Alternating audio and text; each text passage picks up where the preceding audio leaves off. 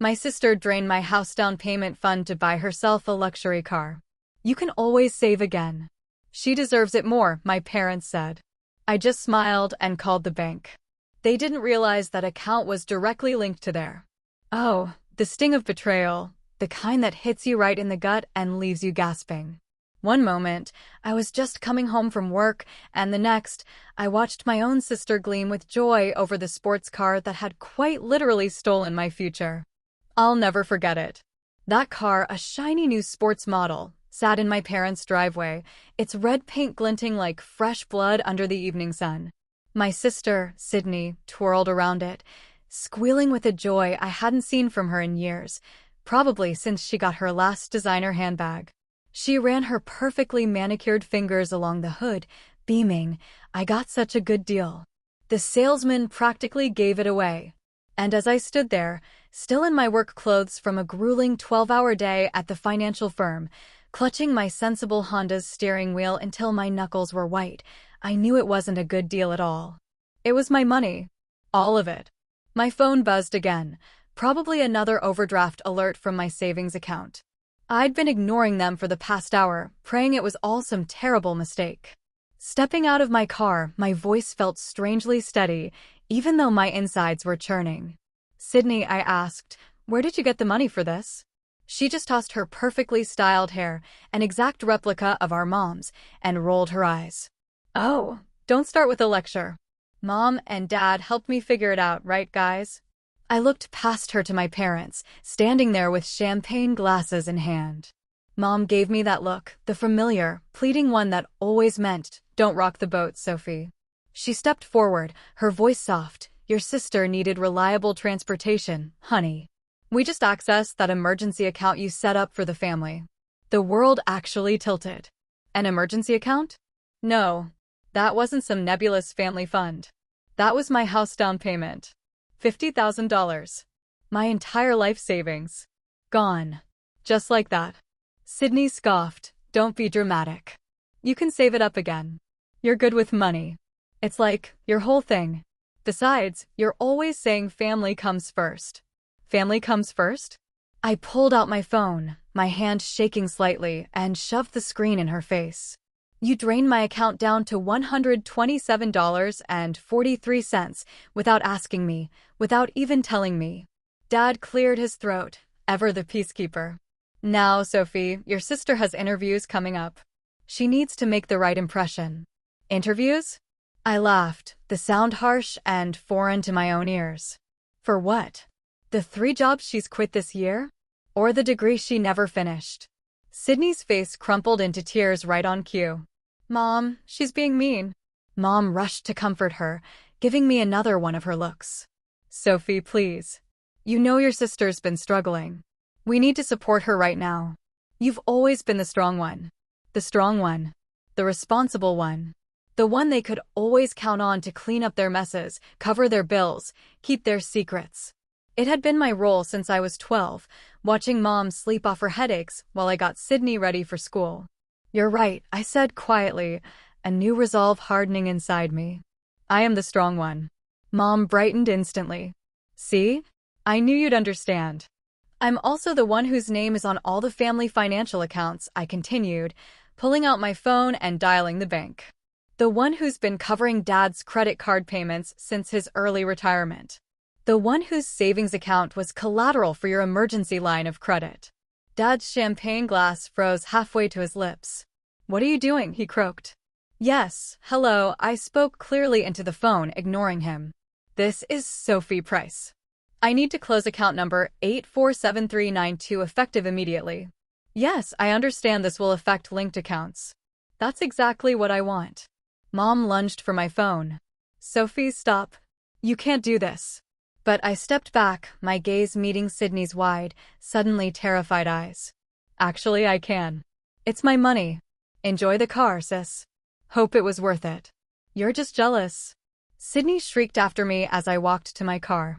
"Jealous that Mom and Dad love me more. That I'm living my life while you're just boring." I paused, my hand on the car door. "You know what's interesting about karma, Sydney? It's not always patient. Sometimes it shows up the second you deserve it." She demanded, "What's that supposed to mean?"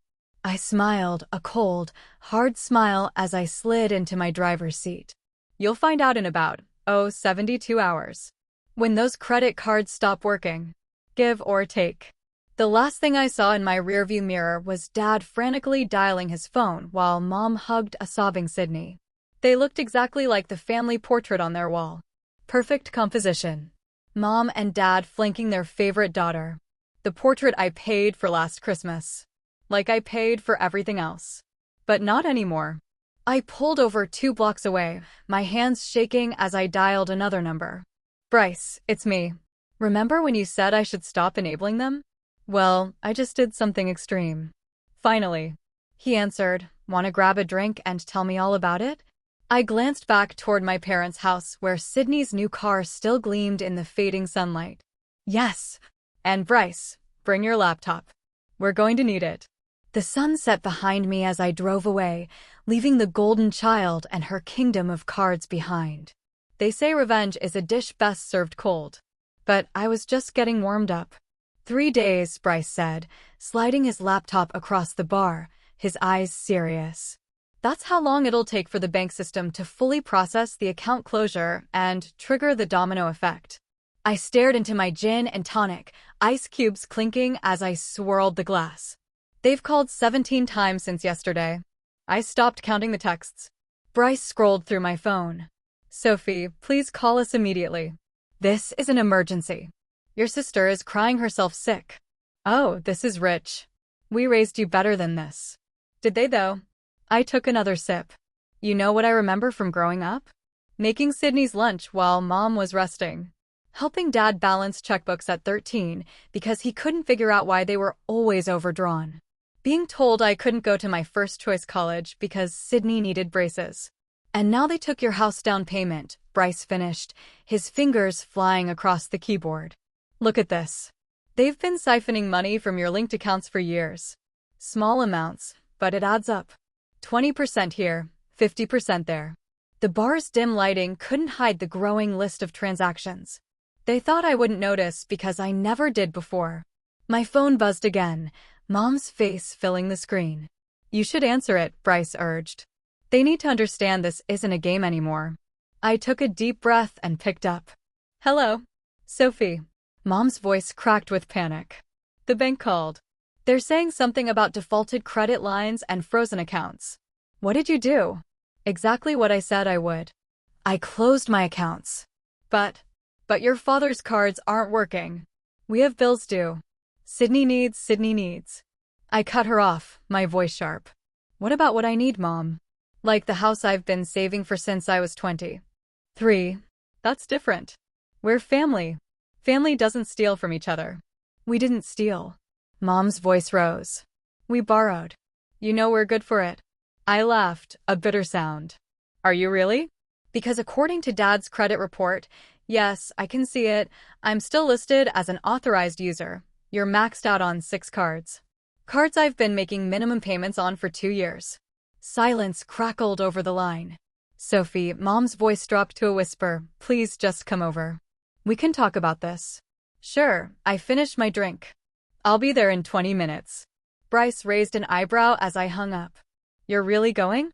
"They need to see my face when their world crashes down," I said, grabbing my purse. "Wanna drive?" 20 minutes later, I walked into my parents' living room. Sydney's mascara-streaked face glared at me from the couch. Dad paced by the window, phone pressed to his ear. "The bank won't budge," he announced, hanging up. "They're calling in all the credit lines by Friday." Something about, what was it? Unlinked collateral. "That would be my savings account," I said, sitting calmly in an armchair, crossing my legs. "The one Sydney emptied for her midlife crisis car." "This isn't funny," Sydney shrieked. "They're saying I might lose the car. Do you know how embarrassing that would be? Almost as embarrassing as having to tell my realtor I lost my down payment." I kept my voice level. "Or maybe as embarrassing as finding out my family's been treating me like their personal ATM for years." "We never meant to hurt you," Mom started crying. Things have been tight since your father retired at 55 with no savings." After I told him it was a terrible idea, I added. Dad's face reddened. Now listen here, young lady. No, you listen, I stood up. For years, I've covered your mistakes, paid your bills, kept your secrets. And how do you repay me? By helping Sydney steal the one thing I was saving for myself. But you're so good with money. Sydney wailed. You can just save it up again. You're right. I am good with money. I walked to the door, which is why I'm cutting you all off. For good. You can't do this to us. Mom grabbed my arm.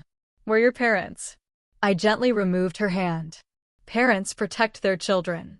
They don't use them as financial cushions. They don't steal their dreams to fund another child's impulse purchases. Sophie, please. Dad's voice cracked. Check your mail tomorrow, I said, opening the door. The bank's sending formal notices about the default. Oh, and Sydney, better park that car in the garage. Repo men work at night. The door closed behind me with a soft click. In the driveway, Bryce waited in his car, engine running. You okay? He asked as I buckled in.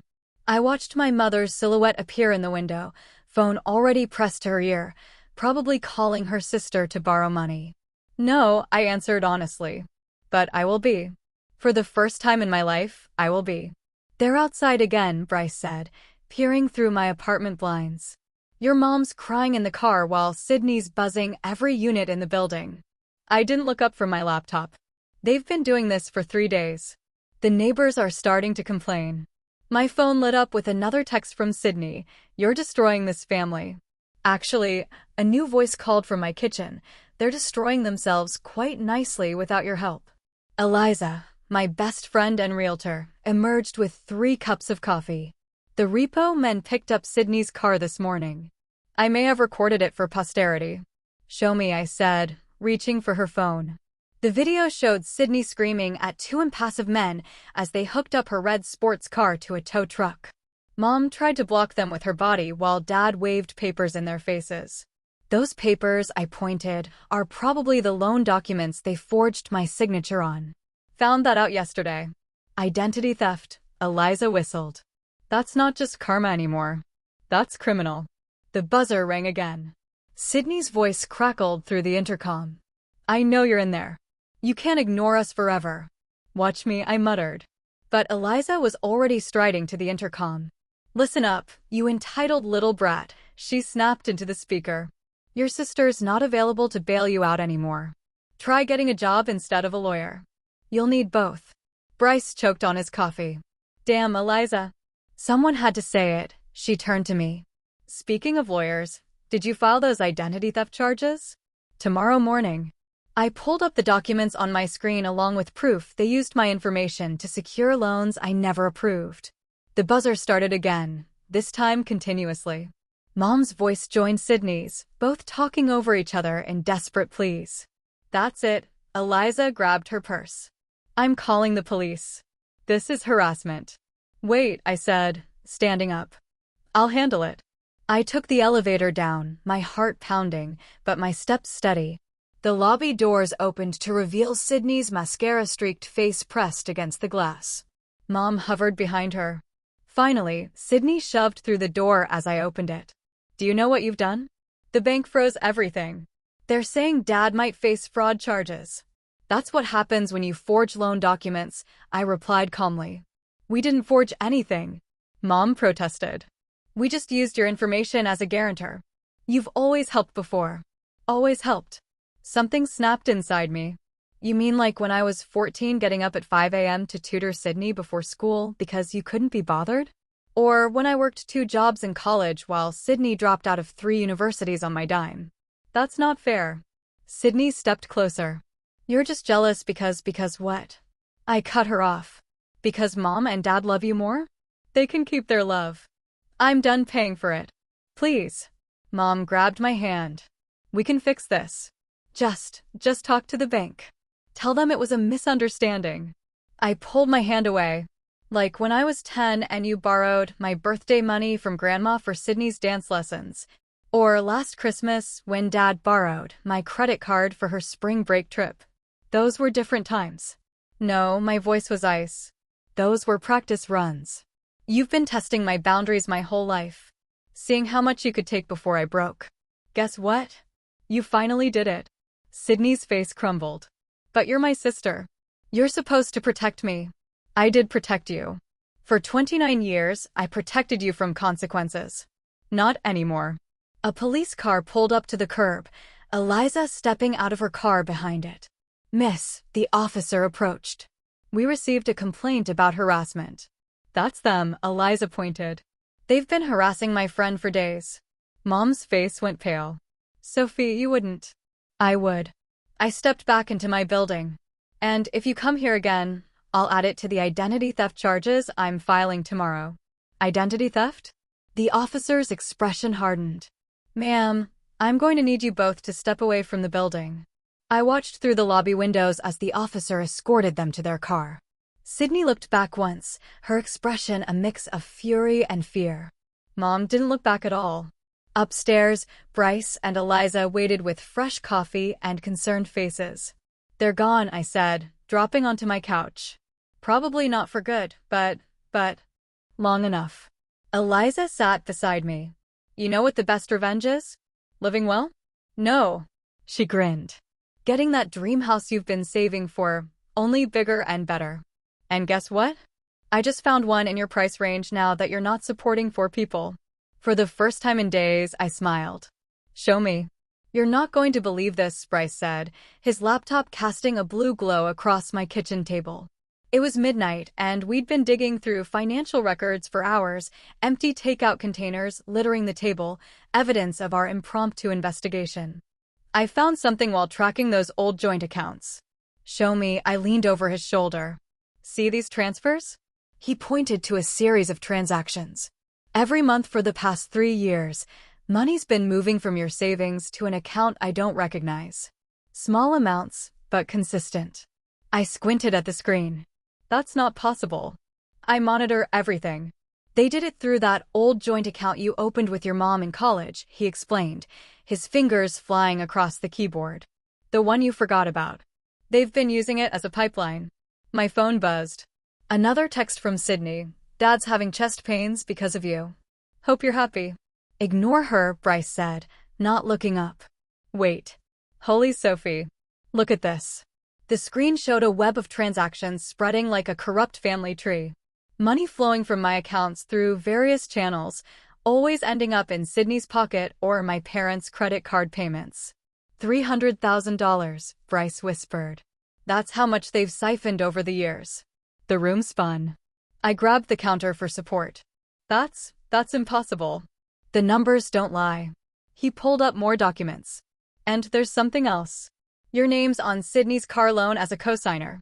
Did you sign anything? Never. Then we've got them. He reached for his phone. This is straight up fraud. A knock at my door made us both jump.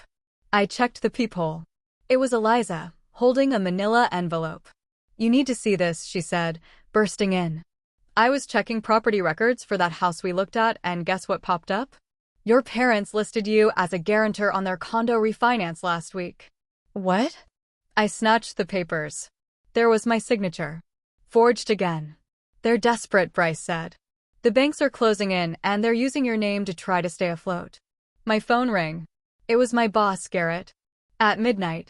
Sophie, his voice was grave when I answered.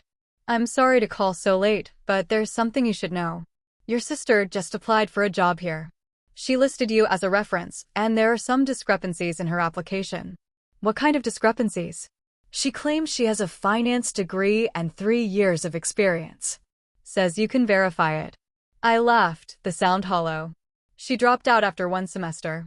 I thought so. Papers rustled on his end.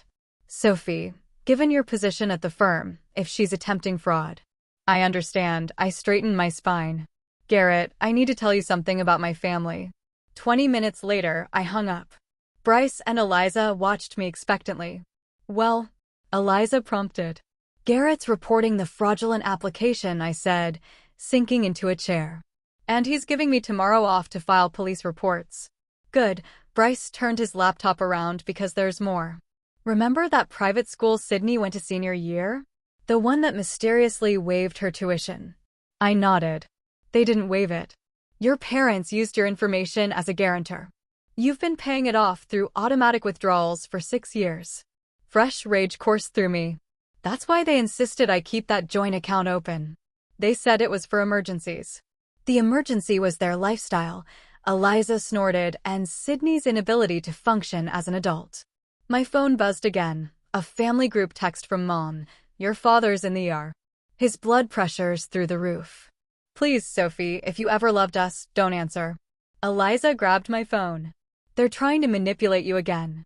I know, I stood up, pacing. But what if he's really sick? Then that's on them, Bryce said firmly. They made their choices for years. Another text popped up, this time from Sydney. If anything happens to Dad, it's your fault. I'll never forgive you. I took my phone back from Eliza, typing quickly. If anything happens to Dad, it's because of choices you all made. Choices that are about to have very real consequences. What are you going to do? Eliza asked softly. I looked at the stack of evidence on my table. Forged signatures, fraudulent loans, years of financial abuse documented in black and white. I'm going to do what I should have done years ago. I picked up my phone again. I'm calling the police, and then I'm calling every bank they've defrauded using my name. They're your family, Bryce said quietly. No, I replied, dialing the number. They're criminals who happen to share my DNA, and it's time they learned that karma has a badge.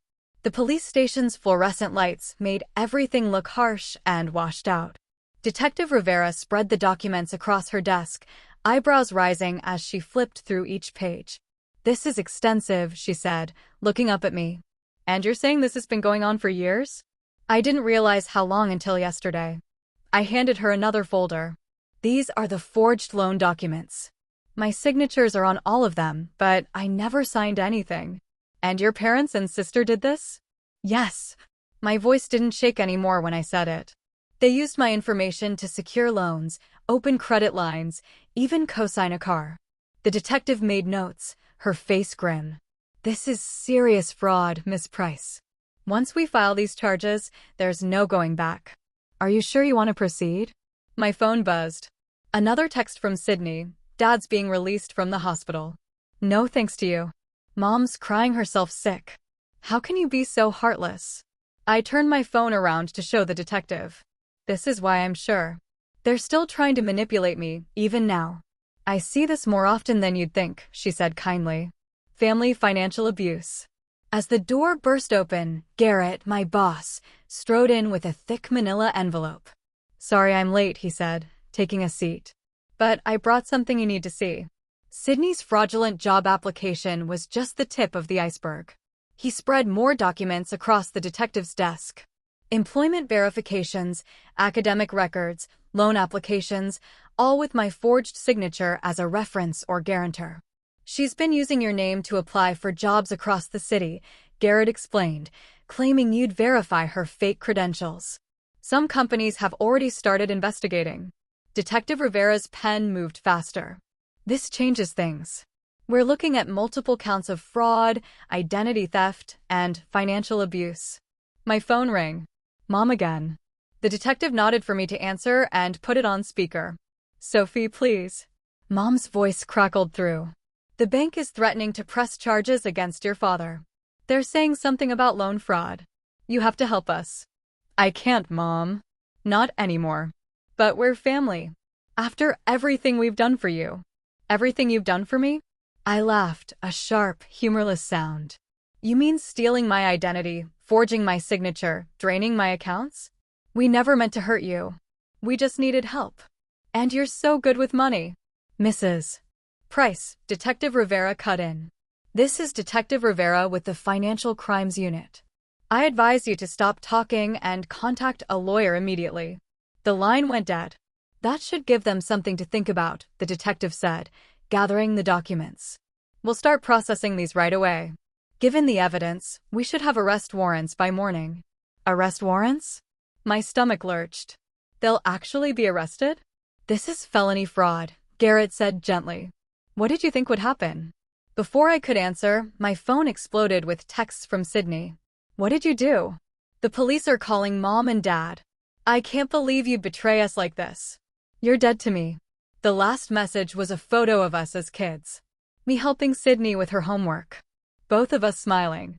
The caption read, "Remember when you were actually a good sister?"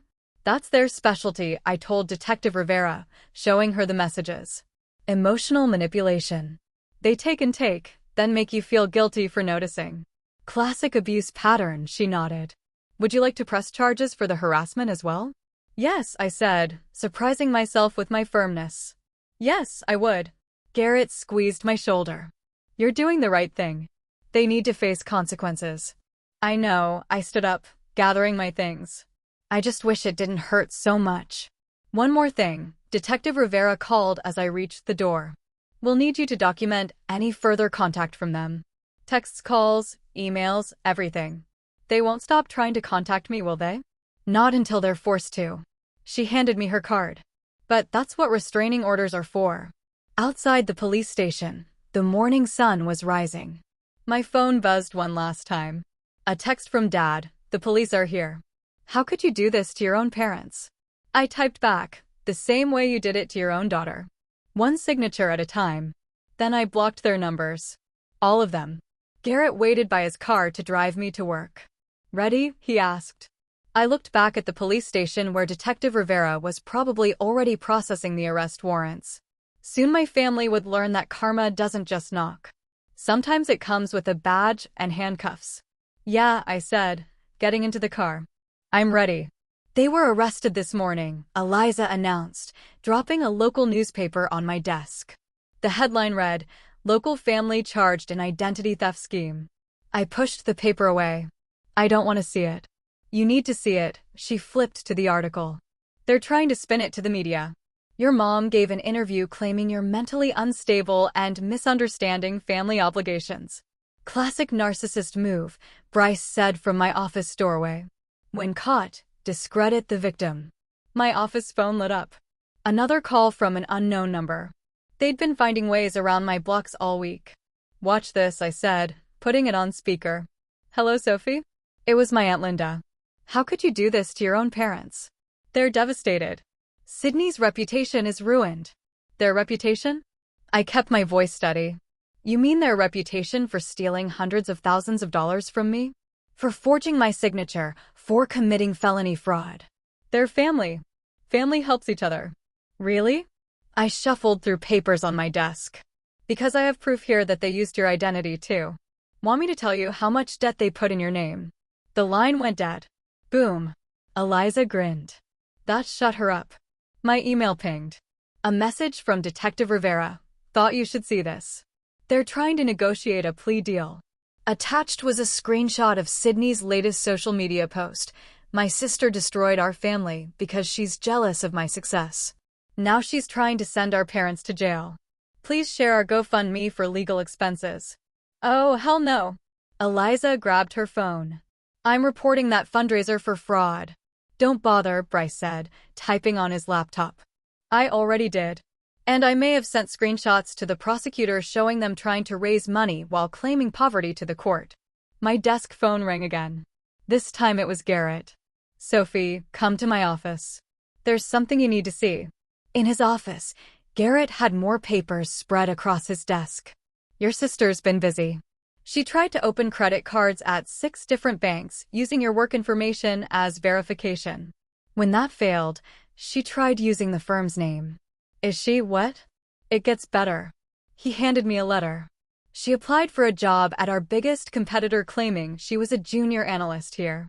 Used your name as a reference again. I'll add it to the fraud charges, I said, reaching for my phone. Already did, he leaned back.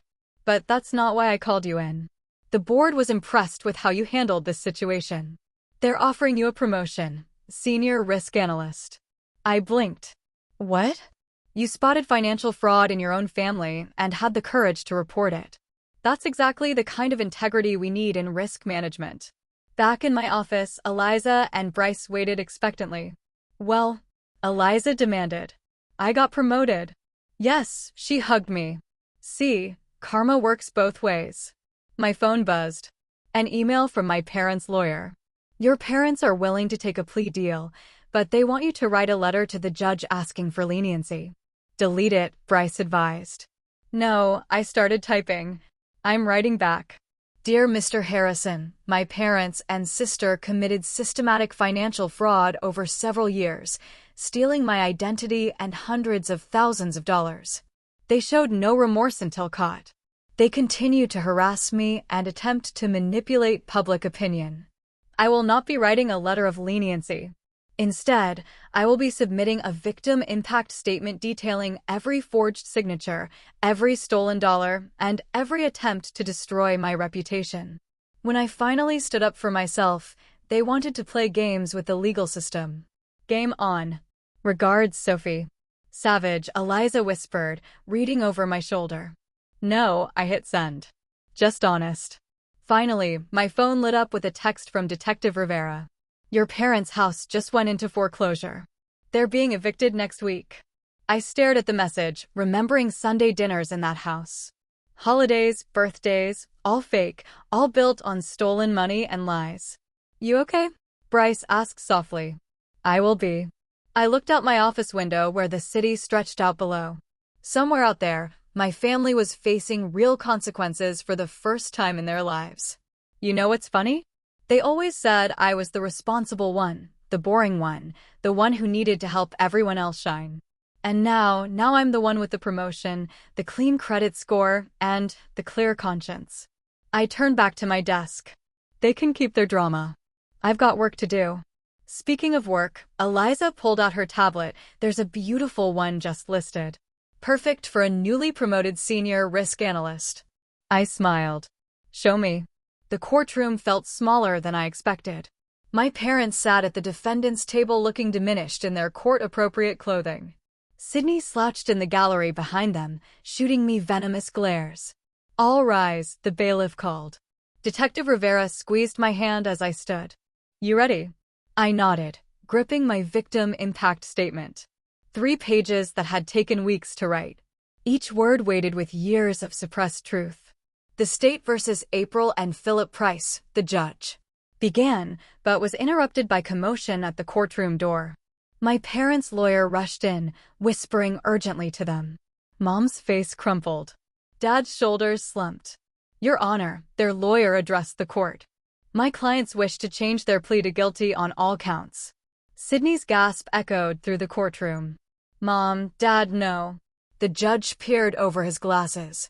You understand this means no trial, no chance to present your defense? We understand, Dad said, his voice barely audible. Very well. The judge shuffled papers. Before sentencing, we'll hear the victim impact statement. Miss Price.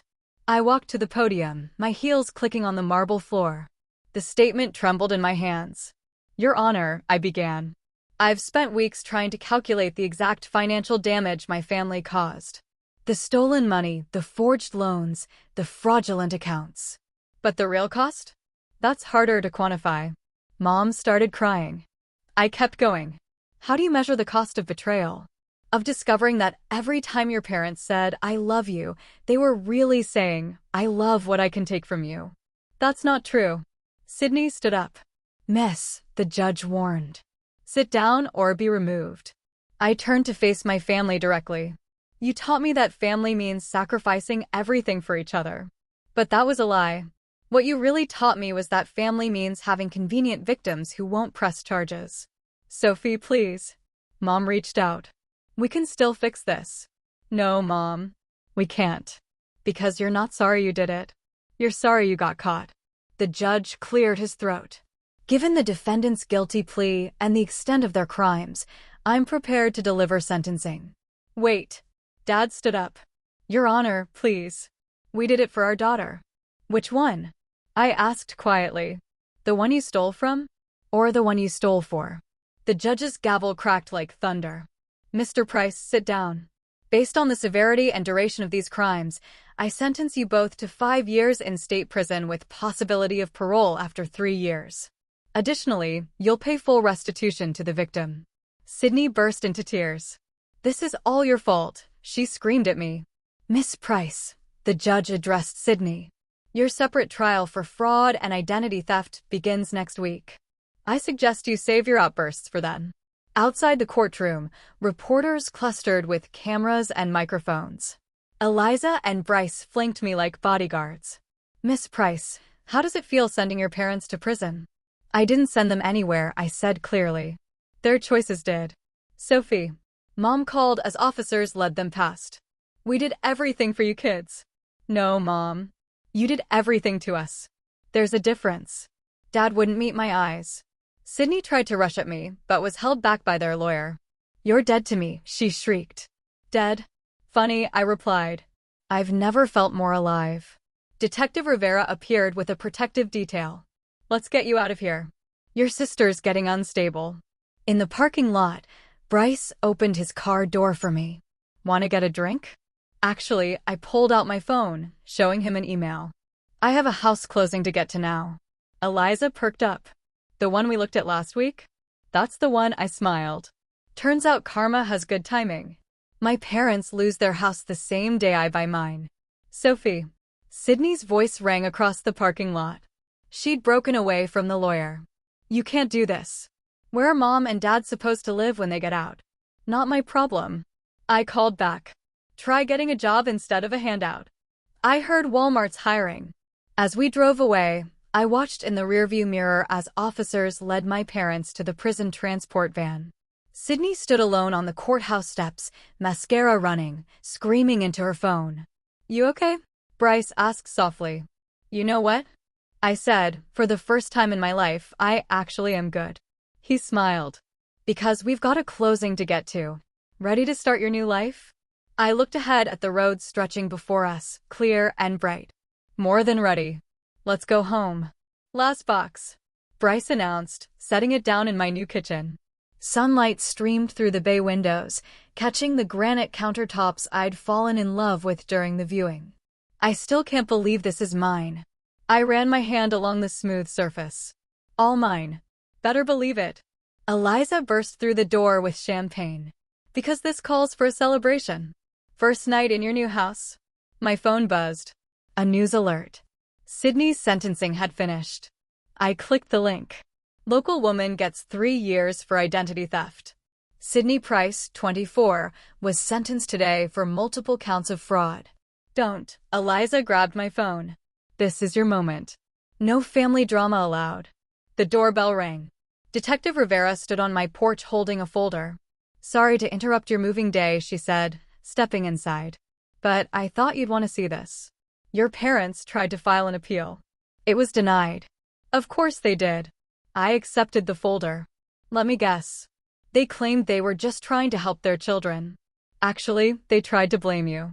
Said you gave them permission for everything. She smiled. The judge wasn't impressed. Speaking of not impressed, Bryce called from my laptop. You might want to see this. He pulled up a social media post from one of my cousins. Family isn't family anymore. Sophie put her parents in jail, and now she's buying a fancy house with blood money. Karma will get her. Blood money. I laughed. You mean my own savings they didn't manage to steal? Want me to respond? Eliza cracked her knuckles over the keyboard. No need, I started unpacking a box. They can keep their social media circus. I've got better things to do, like planning your housewarming party. Eliza pulled out a design magazine because this place has serious entertainment potential. The doorbell rang again. This time it was Garrett. Hope I'm not interrupting, he said, holding up a bottle of wine. But I brought a housewarming gift and news. Good news or bad news? Depends. He grinned. How do you feel about speaking at next month's financial security conference? The board thinks your story could help others identify family fraud. I thought about all the people out there trapped in webs of financial abuse, too scared or guilty to break free. I'll do it, I said. Someone needs to show them there's a way out. Perfect. He handed me an envelope. Here's your new contract, complete with that raise we discussed. My phone buzzed again, an unknown number, but I recognized the prison's area code. Sophie? Mom's voice was thin. Please don't hang up. I need you to know I'm sorry. Are you sorry for what you did? I kept my voice steady, or sorry you got caught? Silence. That's what I thought. Goodbye, Mom. Wait. Your father and I will have nowhere to go when we get out. Sydney's obviously not in a position to help. You're right. She's not. Because you taught her that taking is easier than earning. I looked around my new kitchen at my friends unpacking boxes and opening wine. But you taught me something, too. You taught me exactly who not to be. I hung up before she could respond. You okay? Bryce asked softly. Better than okay. I grabbed wine glasses from a box. I'm free. To freedom. Eliza raised her glass. And to karma finally doing its job, Detective Rivera checked her phone. Speaking of karma, Sydney's being transferred to state prison tomorrow. Want me to keep you updated? No, I said firmly. I don't need to know what happens to them anymore. Their story isn't my story. Then what is your story? Bryce asked, helping me unpack dishes. I looked around my new kitchen, at the sunlight painting warm patterns on walls that were truly mine. At friends who supported me through everything, at a career that rewarded integrity instead of manipulation. My story, I smiled. My story is just beginning, and this time, I'm writing it myself. Well then, Eliza raised her glass again. To new beginnings. And to Sophie, the woman who proved that sometimes the best revenge is living well and paying attention to your bank statements, Detective Rivera added with a wink. We laughed, the sound echoing through my new home, my real home. Built on truth instead of lies, strength instead of manipulation, independence instead of guilt. Outside, a moving truck drove past, carrying my parents' repossessed furniture to auction. But I didn't watch it go. I was too busy planning where to hang my art, choosing paint colors, making this space mine. They say home is where the heart is, but sometimes home is where you finally set your heart free. So, Eliza pulled out her tablet. About that housewarming party. I grinned. Show me what you're thinking. This time, every decision would be mine. Every choice would be clear. Every dollar would be earned. And it felt absolutely incredible.